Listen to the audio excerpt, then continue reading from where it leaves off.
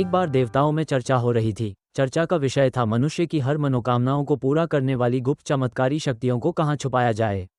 सभी देवताओं में इस पर बहुत वाद विवाद हुआ। एक देवता ने कहा कि इसे हम एक जंगल की गुफा में रख देते हैं।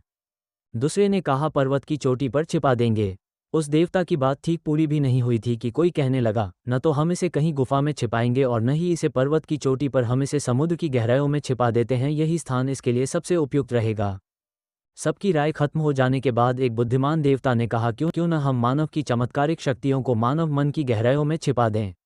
चूंकि बचपन से ही उसका मन इधर उधर दौड़ता रहता है, मनुष्य कभी कल्पना भी नहीं कर सकेगा कि ऐसी अद्भुत और विलक्षण शक्तियां उसके भीतर छिपी हो सकती हैं, और वह इन्हें बाह्य जगत में खोजता रहेगा। अतः इन बहुमूल्य शक्तियों को हम उसके मन की निचली तह में छिपा देंगे।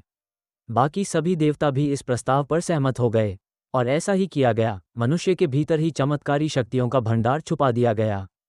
दोस्तों, इस कहानी का सार यह है कि मानव मन असीम ऊर्जा का कोश है। इंसान जो भी चाहे वो हासिल कर सकता है।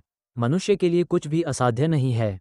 लेकिन बड़े दुख की बात है, उसे स्वयं ही विश्वास नहीं होता कि उसके भीतर इतनी शक्तियां विद्यमान हैं। हथेलियों से अपनी आंखों को ढककर अंधकार होने का शिकायत मत कीजिए।